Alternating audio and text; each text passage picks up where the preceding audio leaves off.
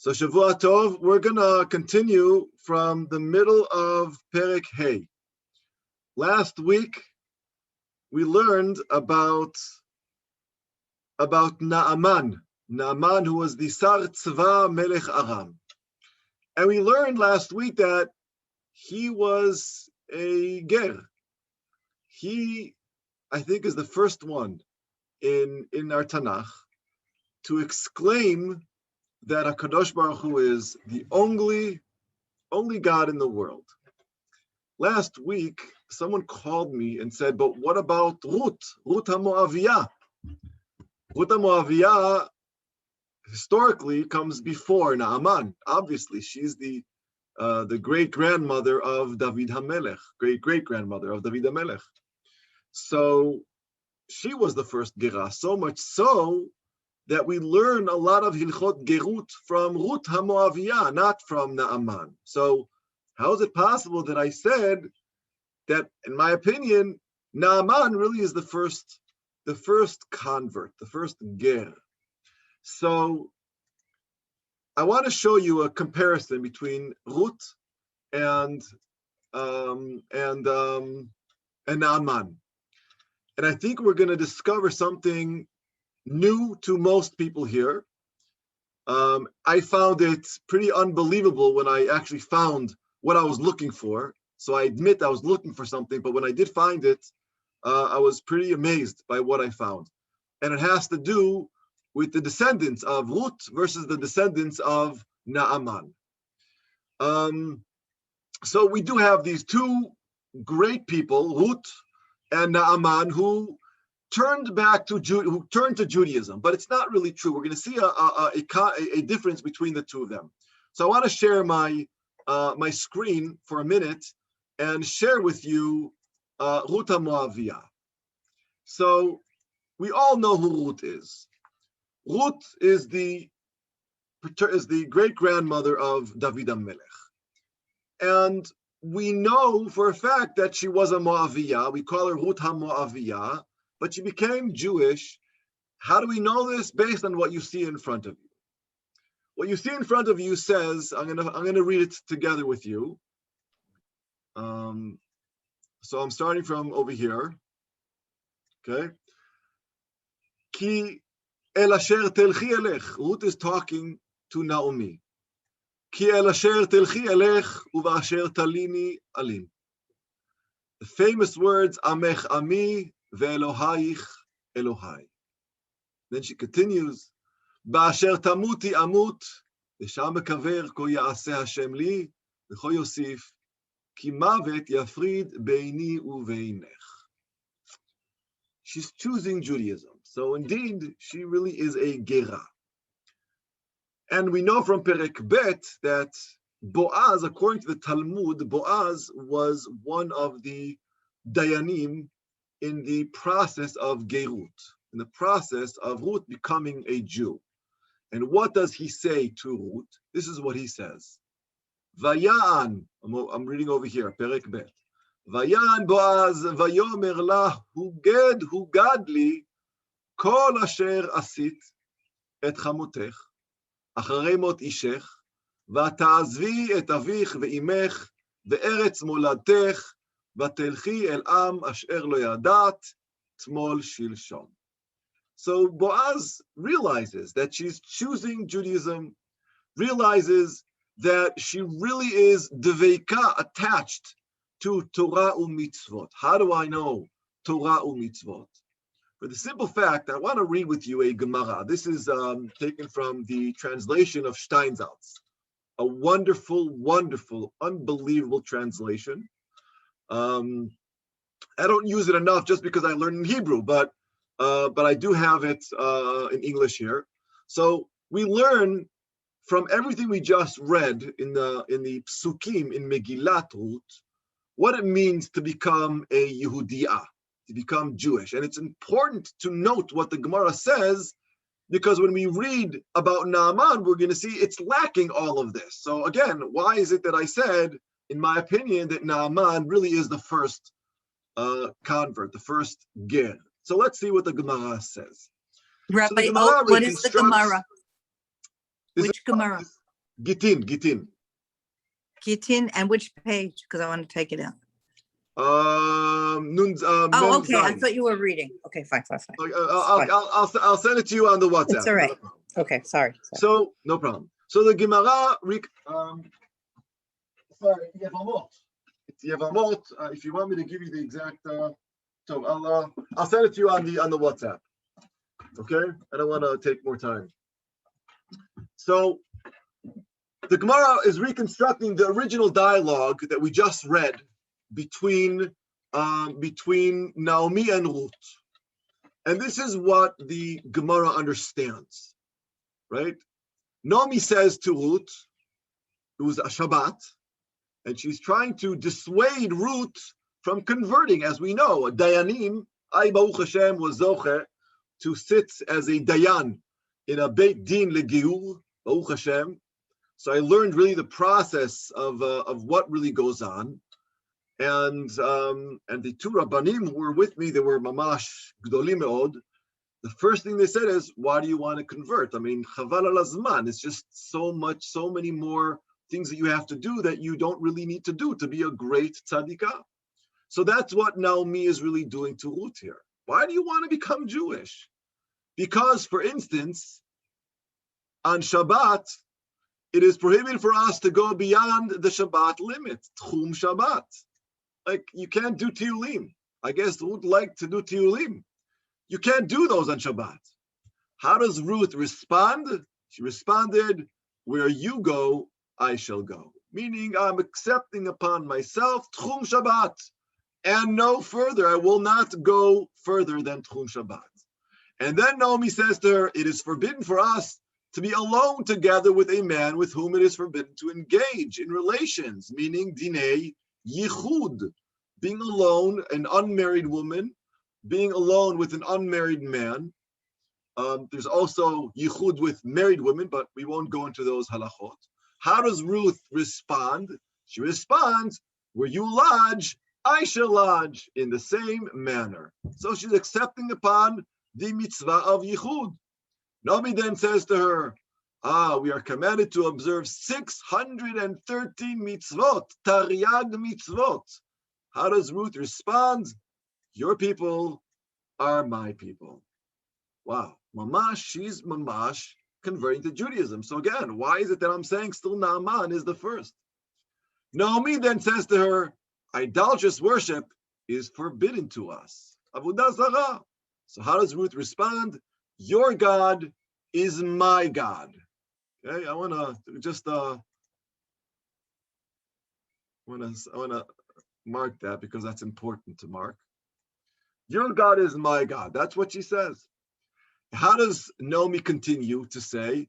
4 types of capital punishments were handed over to the court with which to punish those who transgress the mitzvot, trying to bring fear upon Ruth. Like, are you sure you want to do this? You don't want to, God might come down with a hand and strike you down, right? So how does Ruth respond? Where you die, I shall die. Mamash, she's mikabelet everything. Naomi then says to her, 2 burial grounds were handed over to the court. One of those executed for more severe crimes, and another for those executed for less severe crimes, meaning no matter what crime you do, there will be punishments and repercussions. Ruth responded, and there I shall be buried. I'm accepting myself everything. So we see from the Gemara here that she's mamash a geira. Mamash becomes Jewish. But as I marked here, your God is my God. We're going to go back to that once we compare this to Naaman. So just have that in your minds. What does it mean when she says, your God is my God? Let's see who Ruth's descendants are. We know, right? But just to see it, in front of us, Oved, and then Yishai, and then David HaMelech, right? And then David HaMelech had Shlomo HaMelech, Avshalom, and Tzeruya. By the way, those who learned with me Sefer Shmuel, we delved on this pretty, many times, that Yoav ben Tzeruya and Asaher and Avishai, not Achishai, it's my mistake, Avishai. They were basically Bnei Dodim. They were David HaMelech's cousins or nephews, or however you want to, however the Mikra says it. So, there's one big mishpacha, and it all comes from Ruth. Pretty amazing. Ruth really wasn't just a Gerah, but she founded the dynasty of David HaMelech, Malchut Beit David, and also of Bnei Tzeruya, the really wonderful warrior. So it's true, Ruth did come before Naaman, and we see here that Ruth really became a Gerah. She became a good Jewish girl, and she founded the most amazing dynasty of Melucha. So that's Ruth, that we know. But let's look for a minute at Naaman. We read last week that Naaman also, in a way, converted, right? I'm going to read on the right-hand side. The English is not a translation. I just kind of summarize things that we discussed last week. So I'm going to read what we read last week in Melachim bet perek. Vayered vayitbol bayarden sheva pe'amim, which is a mikvah. Everyone who goes to convert has to go to a mikvah. It doesn't say that about anyone else in Mikra. It does say this about Naaman. Why did he do that? Kidvar ish ha'elohim, and then he had a tzarat. So this is part of getting rid of this tzarat, right? Vayasho besaro kibsar nar katan vayita. We discussed this, that he became like a brand new child. On Shabbat, so funny, I always say there are no coincidences ever when it comes to teaching Torah. Dafka on Shabbat, I discussed a little bit gerut, how when somebody becomes a ger, they become brand new, literally. Ad kedekach, that the Gemara says b'mefurash, that if there's a mother and son who convert together, the second the conversion is finished, lichora, they can marry each other, because they're two separate people. They're brand new. They're not related. Halachically, from Dirabanan, they're not allowed to get married, but not for the reasons you think. Meaning, halachically, they can. But the only reason why they can't is Shema Yagidu HaGoyim, unbelievable. When we were Goyim, we weren't allowed to marry our mothers and fathers. When we became Jews, we can. So to make sure that that doesn't happen, Rabbanan came and said, even though gerut, halachically, lichora, you're brand new, you're no longer related, and you are able to marry, you can't halachically. But we see here from the actual text that he became a new person, and he went to the mikvah, and now is the second part of his gerut, which is pasuk tetvav. What does he say? Vayashov el isha Elohim hu bechol machaneu vayavo vayamod lefanav. That's a beit din. Think about it. Vayavo vayamod lefanav. He's kind of standing before a beit din of Elisha and the other bnei nevi'im. And what does he say?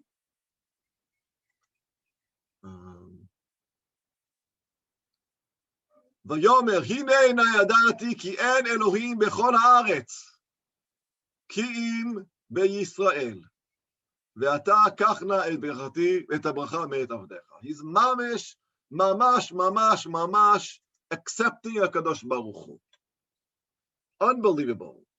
And you can read on the left, summarizing, Naaman tells Elisha that now he truly believes that there is no other God in the world other than the only God of Israel, and he will now only worship God alone, etc. But if you recall, there's a very big difference between Naaman and Ruth. If you remember, I circled something back with Ruth. If we go back to Ruth, Ruth said, your God is my God. Saying your God is my God isn't excluding other gods. It's not excluding that other gods exist. It's saying your God now is my God. So yes, she accepted upon herself all the mitzvot, as we can see from the Gemara. She wants to be Jewish, and she becomes Jewish. She becomes a Geira Amitit. But there's no place here where she says that there aren't any other gods. The whole idea of monotheism is that there's one God. And that's what Naaman does, that Ruth does not do. Naaman says, Vayomer hinena yadati ki en Elohim bechol haaretz, ki im beYisrael. And he's not talking about Eretz Yisrael, because we know that he wants to go back to Aram and continue worshiping God in Aram. So as I wrote here on the bottom, he doesn't want to join the Jewish people. But he does, I apologize for my typos, but he does accept God. So when I said a true convert, yes, Ruth HaMoaviyah became Jewish. But what Naaman does, he exclaims Befarhesia, there's only one God, and it's the God of Israel. Hashem hu Elokim, Hashem hu Elokim, Hashem hu Elokim. Something that Ruth doesn't do ever. In any place do we find Ruth saying those words or exclaiming that Befarhesia. And also he goes into a mikveh. So it brings me to believe that he truly, even though he doesn't become Jewish, because the world doesn't need to be all Jewish. There's a Mamlechet Kohanim, that's us. But the world has to accept upon themselves monotheism. That's just fine. En b'zeh shum ba'aya. Ruth became Jewish. But Naaman became a true ger in the sense that he denounced every other god and only accepted HaKadosh Baruch Hu and wanted to continue worshiping Hashem anywhere in the world because he realized that there is only one God. Now we saw the descendants of Ruth HaMoaviyah. Now I hope to wow you now. Who are the descendants of Naaman? If he's truly a great man, if he's truly a man who found Hashem, but wants to continue being who he is. He's Naaman to himself. He wasn't born Jewish. He doesn't need to be Jewish. So much so, like I said before, as a Dayan, we don't want people to convert. We have no incentive to say, sure, become Jewish. It's awesome. We want people to be monotheistic. We want people to follow Sheva Bnei Mitzvot Noach and to accept God as the only God in the world. That is true Gerut. And in that sense, Naaman is truly the only one until now who truly becomes a true ger. Now, who is his descendants? So there's the Gemara in Gittin. That's why I got confused. The other one we just read is from Yevamot. This is from Gittin. We know this. This is a very, very famous Gemara that says that the sons of Haman lamdu Torah bebnei Brak. Right? Why does the Gemara say this, and why is the Gemara saying that this is pretty amazing? Because we know that Haman is from Zera Amalek.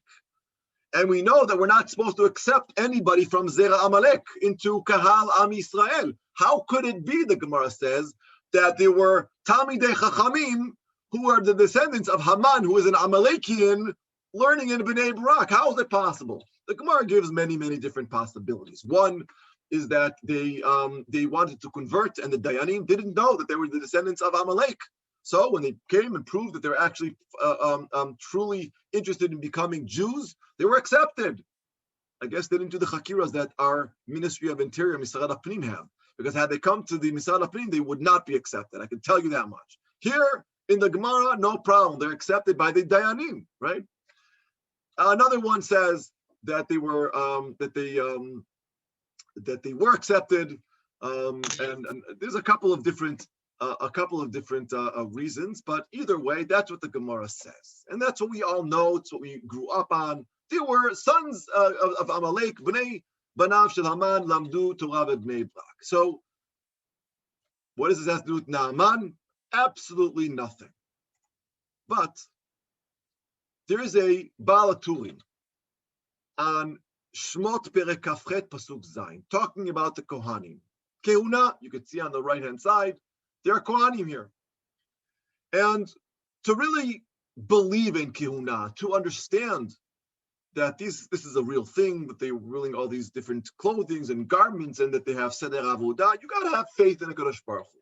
Otherwise, why would you believe in this nonsense?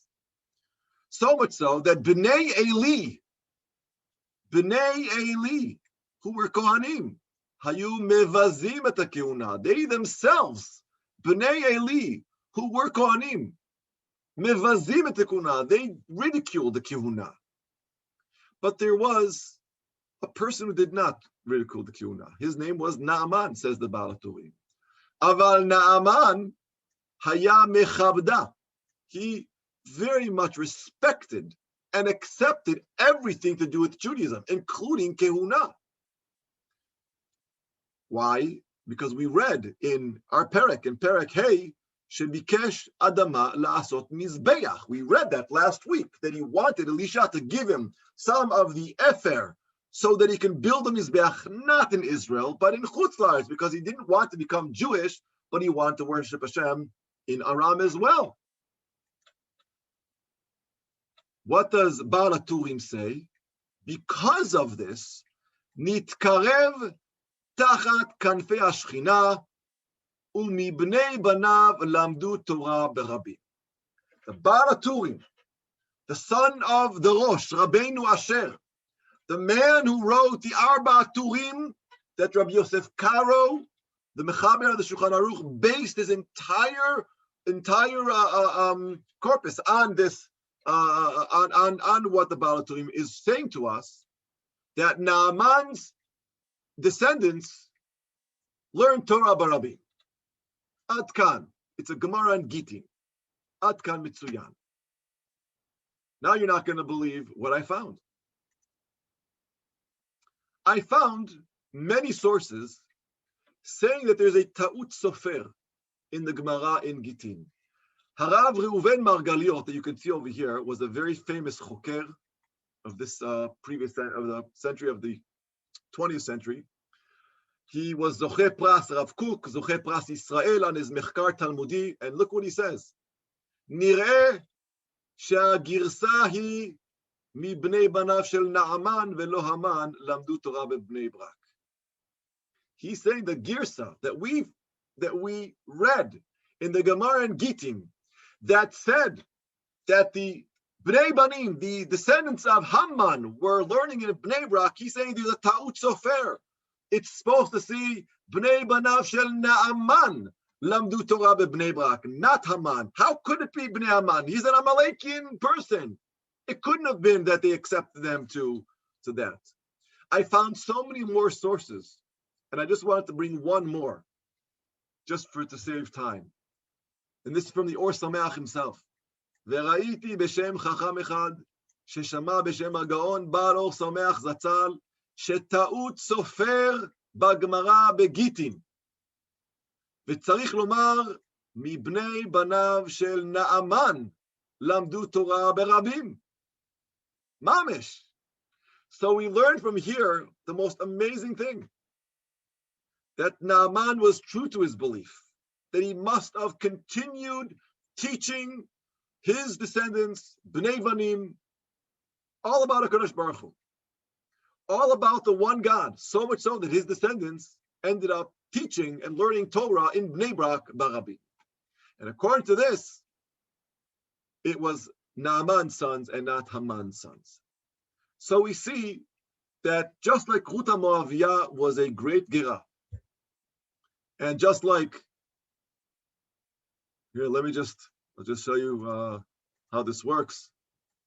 Basically, I don't know who Naaman's son is or his sons are, but I do know that according to this Ta'ut Sofer, his descendants taught Torah in Bnei Brak. That's Naaman, the general of Aram, an enemy of Am Yisrael, who comes down to meet Elisha Hanavi. What does Elisha do? He shows him the emet, and he succeeds in showing him the emet. As we've mentioned many times, that Elisha was very different than Eliyahu Hanavi. Elisha was Eliyahu's student.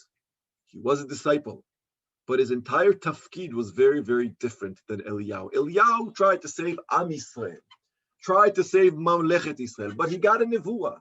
The nevuah that he received was one that basically says explicitly, these people, they're going to perish, they're going to be dead, they're going to die. There will be a war, there will be a famine, they won't succeed. there are people, we said 7,000 people that will survive. So he's going around helping those who deserve to be helped. But he's also helping those who might not be deserved to be helped, but they're suffering now and here. So he's very pinpointing. He's helping the Isha Shunamit, who helps him, the Bnei Nevi'im. He helps anybody he can who needs his help. He helped a Nochri, a Goy, an enemy from Aram, but he doesn't just help them. He inspires. He inspired a general, an enemy general, to not only believe in God, but to follow the teachings of God. Bechutz La'aretz doesn't need to convert to Judaism. He never became a Jew. Lech leShalom, we ended last week. Lech leShalom. You don't have to be Jewish. That halavai aleinu on our surrounding neighbors, that they just accept that there's one Elokim, not Allah, but a made-up version of God. But Hashem, Hu Elokim, the one who has truth and emet, emet and chesed and shalom. So we see an amazing thing between Naaman and Ruth. Ruth, yes, she was before Naaman, but she became Jewish and not necessarily exclaimed and proclaimed, in public that there's only one God. She says, Elohaich Elohai. It's very different than saying there is one God, whereas Naaman really does that after his tefillah. So with this, we close that sugya of Naaman becoming a great ger v'toshav, ger. And now we continue the story, but from a different perspective, from the perspective of Gehazi. Up until now, we saw Rabbi, that, yes. Rabbi, can I please make a comment? Yes. It just reminds me of, unfortunately, the evangelical conversions with John the Baptist, Yochanan HaMatbil, in the Jordan River. Also, it's the same concept, and as Shabasaro Kibsar Na Ragil, they also have the reborn Christian. So it's the same concept, but Lahavdil, there's a yes, difference. Lahavdil, Nachon. The truth is, I'm sure a paper can be written about that comparison. It's a wonderful comparison, it's true. The question of what were the miniim, what were the reasons when he was Matbil, Yochanan Matbil was really, well, before Jesus himself, right, before Yeshua, he actually had his own reasons for doing it. He was trying something new. He wasn't trying to become, accepting God as the one God and Judaism and the Orach Chaim, but you're right. I'm sure they were accepting Sheva Mitzvot Bnei Noach, because the Nazarists, which was Yochanan HaMatbil, really did follow the Sheva Mitzvot Bnei Noach. So, but that's a good comparison. I could look into that as a Yeshar Koach. Thank you.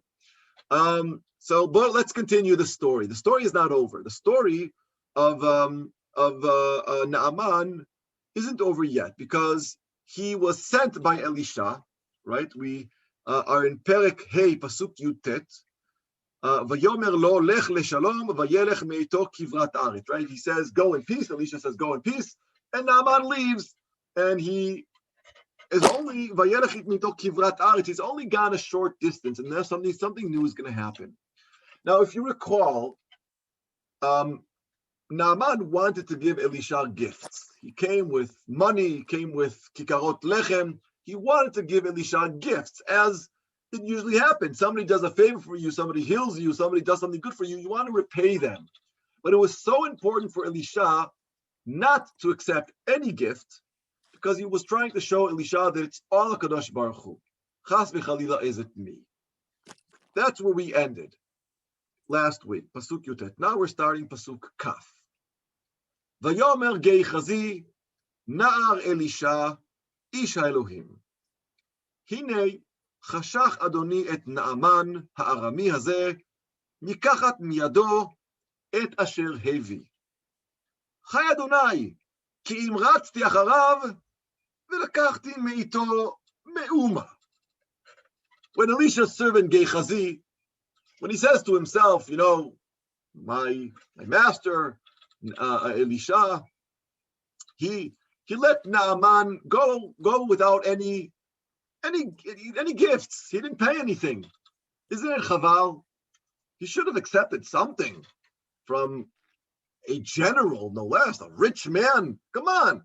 we know for a fact that we don't have money, so much so that just a couple of stories ago, we didn't even have food to eat. So he's offering us food and silver and gold. No, it's no brainer. Of course we should take it from him.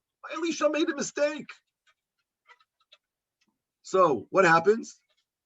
Pasuk Kaf Aleph, Vayirdof Gehazi acharei Naaman, Vayir'e Naaman ratz acharav, Vayipol me'al hamerkava likrato, Vayomer Hashalom. So he sets off after Naaman, and when Naaman sees a man running after him, and we see that Naaman didn't get too far. That's what Vayelech mito kivrat eretz. He doesn't get so far. And when he sees somebody running after him, one of the prophets, right? And so he stops and he says, "Is everything okay? What is something wrong? What happened?" So how does Gehazi respond? Vayomer Shalom, Adoni Shelachani. Yes, my master just wanted to say hello again. And by the way, Hine, ata ze באו אליי שני נערים מהר אפרים, מבני הנביאים. תנה להם כיכר כסף ושתי חליפות בגדים. So he says to him, look, everything's great, but look, there are two members of my group. They're in the hill, they're in the Har Ephraim. And look, they miskenim, they need some clothes, they need some food, they need some money. Please, please, bevakasha, I know you want to help. So of course, Pasuk Kaf Gimel, Vayomer Naaman, of course, finally, please.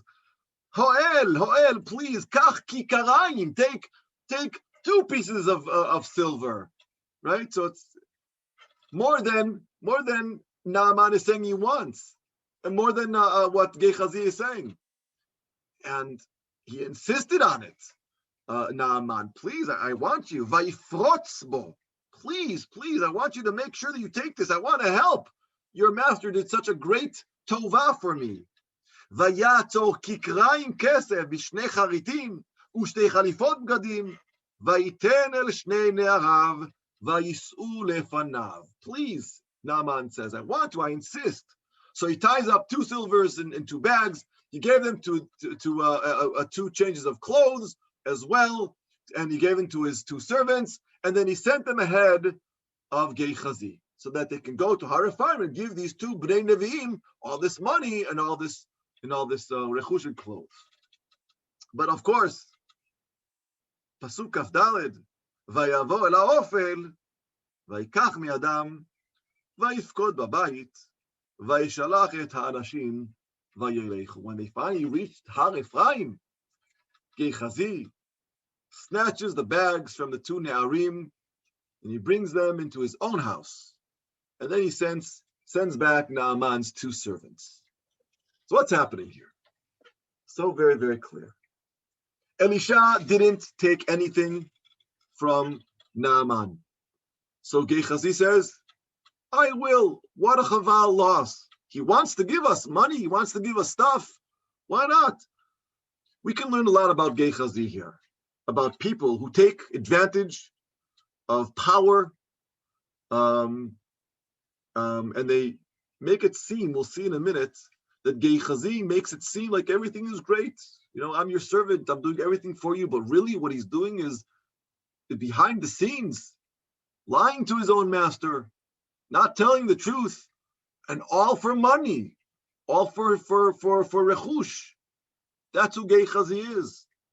He's not a simple servant, and we'll see that he makes believe he's a simple servant. I'm just a simple servant. I'm just here to serve you. Anything you want, I'll do. He's an opportunist. He takes advantage when he can take advantage. So what happens here? Gehazi plotted a way to take the gifts that Elisha refused to take so that Naaman would believe more in God, and it worked. So Gehazi makes up a story. He makes up a story about these 2 Nevi'im who need help, and he causes Naaman to feel for them. He makes Naaman believe that he's helping Elisha, that he's helping Elisha's Nevi'im.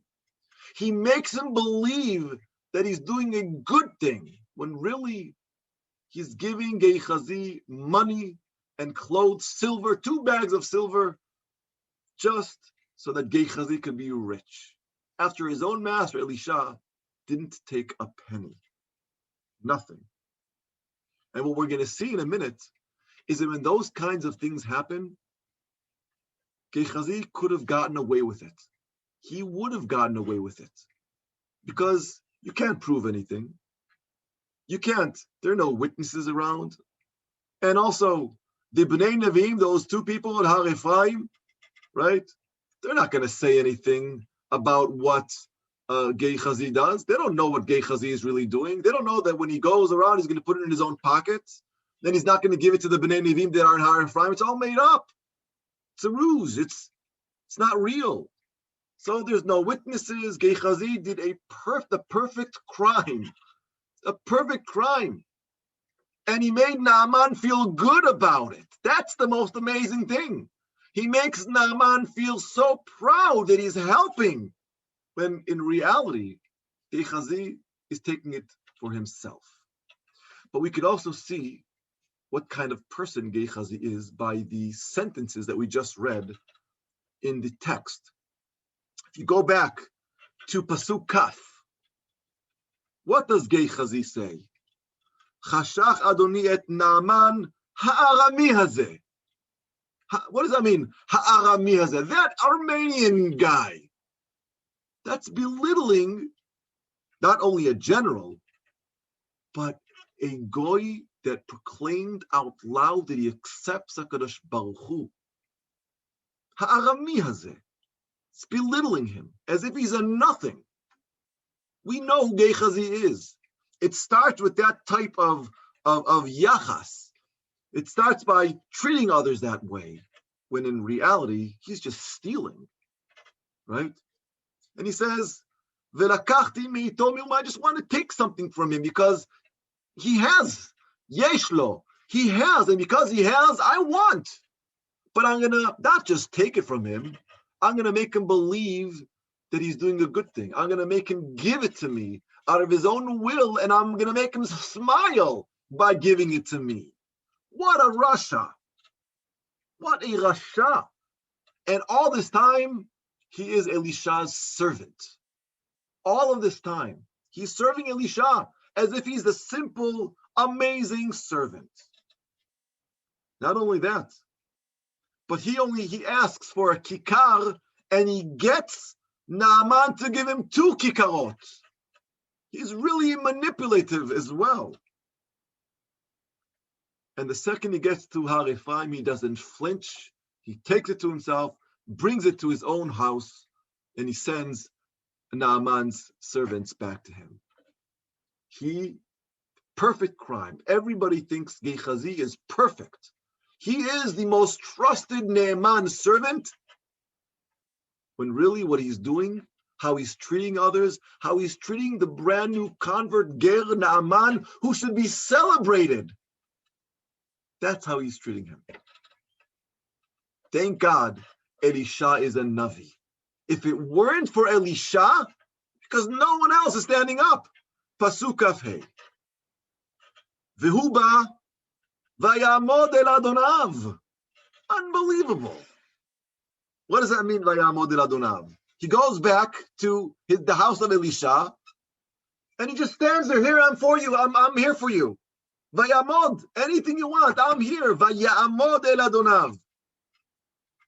Hu ba vayamod, I'm ready. But your wish is my command. Elisha, your faithful servant is back. But Elisha is a Navi, full of power. What does he respond? Vayomer elav Elisha, me'ayin Gehazi. Where did you come from?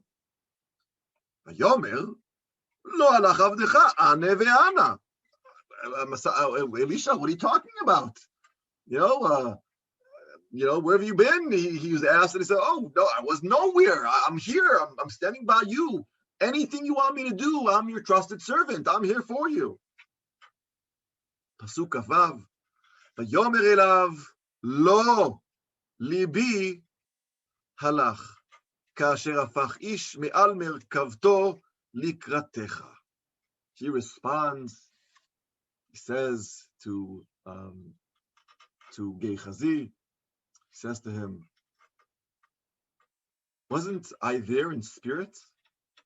Wasn't I with you in your heart when Naaman got on his chariot and met you?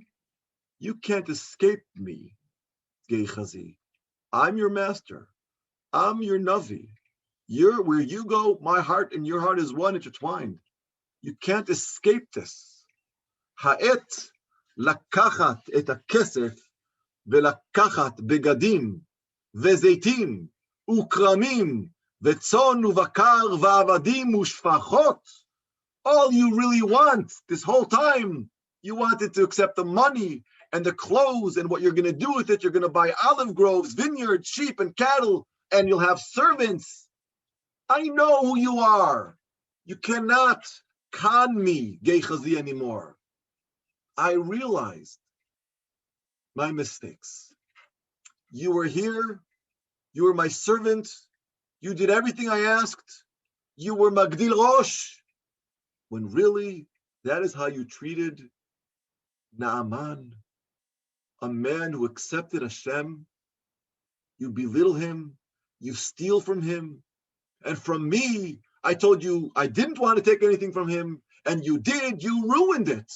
All for what? Because you want to have rechush. You want to have a servant.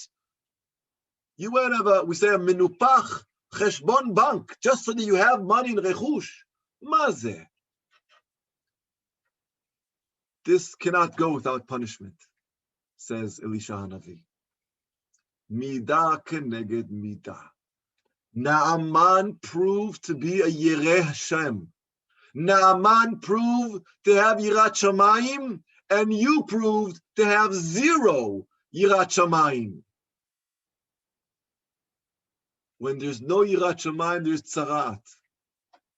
So Pasuk of Zayin, V'tzarat Naaman tidbak becha uvezar'acha le'olam. Vayetze milefanav metzora kashalek. Naaman's disease will now come upon you. You and your descendants will have it now forever. So when he leaves, Vayetze milefanav, he leaves, and immediately his skin was as white as snow. Metzorat kashalek. What a story. We're mamash seeing unraveling before us just human psychology of how people are, how people behave, how it's so easy for people to be perceived as one, but be something totally different. We can see a goy, a general who finds Hashem, who sees Emet. We can see a servant of a Navi who's supposed to be holy, who's supposed to follow Kedusha. Like that, turn the other way. But how he did it, that's what bothers me. That's what bothers me more. And then he's nechshav kemeit. You know, it's like nechshav kemeit, that's Sarah, you know. Wait, explain, what do you mean? Gehazi, he gets that because it's like cherem or being nechshav kemeit when you get Sarah. Yeah, nachon, exactly, yes. He because with him it's worse. Because, you know, I could understand a yetzer hara. I could understand that he wants the silver. So I could understand if he chased Naaman and said, you know what, I want the silver. Elisha doesn't want it, but I do. Look, we're poor. We have no money. There's a famine going on. We need to buy food. I'll take the money. Elisha's too proud, but I'll take it. But that's not what a Gehazi does. He plots a whole story so that he can come out perfect. He tells a story so that nobody will ever suspect him for doing anything wrong. He tells a story about tzedakah. He goes to Naaman and says, Naaman, my Rebbe and teacher, Elisha sent me in order to help others. They need help, not me. Chas v'chalila. I'm a servant, faithful servant. I only do for others. You need to help those people in Har Ephraim. So Naaman jumps at the opportunity because he's a new Yireh Shamayim. He understands about tzedakah. He wants to help Am Yisrael. So he gives even more than he should. He gives kikarotayim too. And he fills it up. And he gives it to Gehazi thinking that he's doing the wonderful thing in the world. And Gehazi succeeds because Naaman goes back to Aram thinking that he did a wonderful thing. Naaman goes back to Aram thinking that he did the right thing. He helped Jews. He's a Yireh Shamayim. He can say, God, you see, I believe in you. When Gehazi does that, how can he do that to Naaman? And then he goes and then doesn't even help anybody, takes it for himself, and then goes back to Elisha as if everything is great. And he says, Vayamod el Adonav, I'm here for you. Anything you want, I'll do for you. Elisha is the only one who can see right through it. Because Elisha's lev b'toch libo shel Gehazi. All those who are around him, all the other Bnei Nevim, how could they know? How could they know what Gehazi plotted to do? How could they know? They just see in front of them, the most amazing servant, Gehazi. But Elisha, when he sees such rishut, immediately, he doesn't just punish him. He gives him and his descendants, v'zar'o acharav tzarat le'olam. That is fitting. Why tzarat? Why mitzurat kashalik? So everyone will see. It's a mark. That is what should happen to Reshaim. But not just Reshaim. People who make believe they're tzaddikim, when in truth, they are pure Reshaim. That's Gehazi. And he gets rid of him. Vayetze milafanav metzora kashale. Unbelievable story.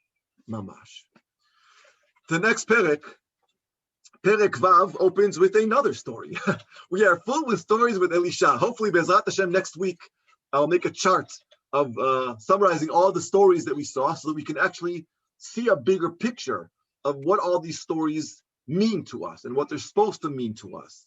But either way, next week, Be'ezrat Hashem, perek Vav, we're going to see 2 or 3 stories, one very short story, 2 miracles, more miracles of Elisha. And as you see, slowly we're getting closer to the end of Mamlechet Yisrael. It's going to take a while, but when we say end, it's the Ra'av, it's the switch of the Melachim, of Aram and Mamlechet Yisrael, just like the Nevuah that Eliyahu received and that Elisha is so scared. Elisha doesn't want to complete his Nevuah. He doesn't want to be the bearer of these bad news. So what he's trying to do, he's trying to do everything he can to help people on the way. He helps all these different people. But when he sees in front of him a masquerade of Gehazi who's pretending to be a tzaddik when really we know exactly what he is, that he doesn't do, and he gives him a mark forever, him and his descendants ad olam.